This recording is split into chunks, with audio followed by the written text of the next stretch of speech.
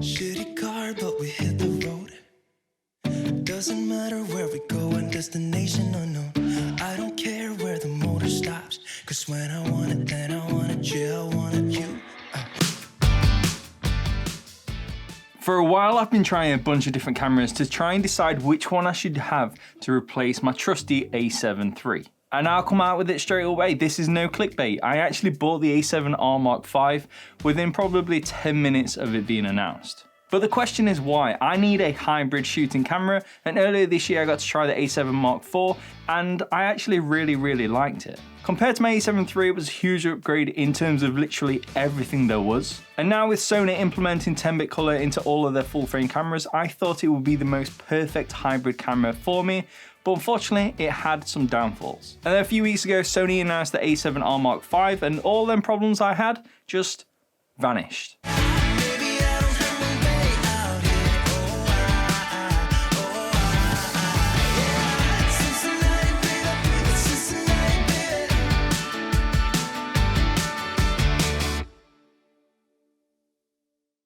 Firstly, let's talk specs. This thing is fairly similar to its predecessor, the A7R Mark IV, when it comes to photography, with this having also a 61 megapixel sensor, which is more than plenty for pretty much any kind of photography out there. In terms of image quality, it's incredibly nice, and with it having 61 megapixels, not gonna lie, that is something which attracted me to the A7R Mark V. But the A7R V also has a better autofocusing system than the other cameras, with this being able to track the back of people's heads as they turn around rather than just having to focus on their eyes or their face. You also get the options to track insects, planes, cars, the works. Most of them focusing options are things that I probably won't really use, but there is a reason I got this camera. A few weeks ago I got the chance to try the Leica Q2, and honestly, I really considered buying that camera, and if I'm honest, even further honest, I'm still considering it today. But why? What is it about the Leica Q2 that I like so much? And if I like it that much, why have I not yet bought it? The Leica Q2 comes with a fixed lens, which is a 28mm f1.7, and having only a 28mm lens available to you, it somewhat limits that camera, therefore not really making it a hybrid camera to some extent. And you could easily achieve the same feeling with the Sony by putting something like a 24 1.4 on it, or a 35, or any prime lens for that matter. The other thing I liked about the Leica is the fact that it had a 48 megapixel sensor. Now 48 megapixels is a lot more than what I've had on any of my cameras. The A7 III only has a 24 megapixel sensor, and the A7S III only has 12, and that's what I've been using for the last year. And even though I always say that megapixels don't really matter, you've got to appreciate that it's really nice to just take a step back and admire the work that you've done. Actually pixel peeping every so often. I like it, I'm one of them people, and unfortunately, as we all know, the A7S III doesn't have that ability. You see, the Sony A7 Mark IV has pretty much everything that I need in a camera for a day-to-day use. 33 megapixels is more than plenty to be able to take the photos and publish them to pretty much most places. A flip-out LCD screen so you can actually see yourself when you're doing any kind of YouTube videos like this. 10-bit color, which is much nicer to color grade with, and even 4K in S&Q mode, but only up to 50 and 60 frames a second. Not 100 or 120, but it's not the end of the world. But the one thing which was really frustrating me about the A7 Mark IV was the crop. When shooting in 4K S&Q mode, you got at least a 1.5 times crop.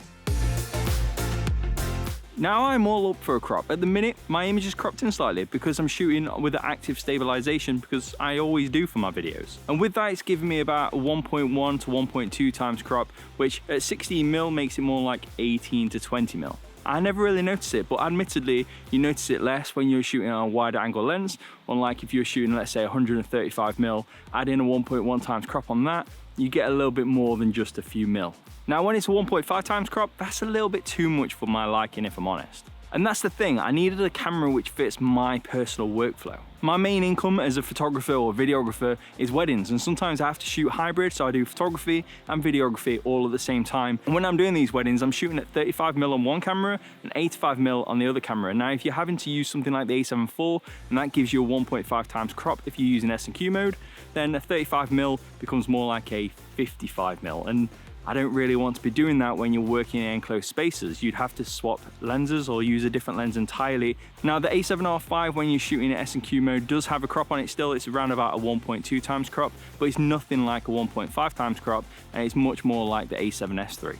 Quite simply, it's not perfect, but it's definitely not the worst. And if you're sat there saying, why don't you just get the Sony A1? Well, the focusing system is much older than the R5, and have you seen the price?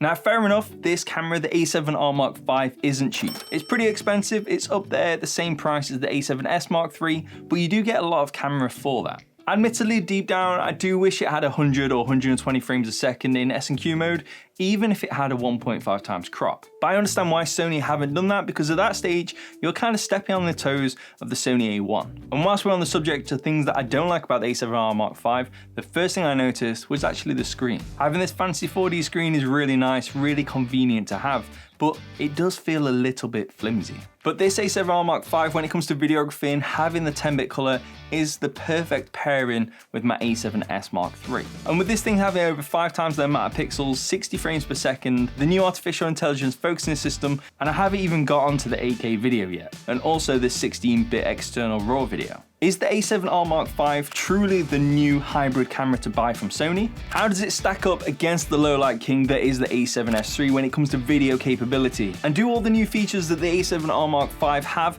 make up for the lack of 100-120 frames a second? If you want to see the showdown between the A7R Mark V and the A7S III, make sure you subscribe and hit the bell to be notified when that video comes out. Laters.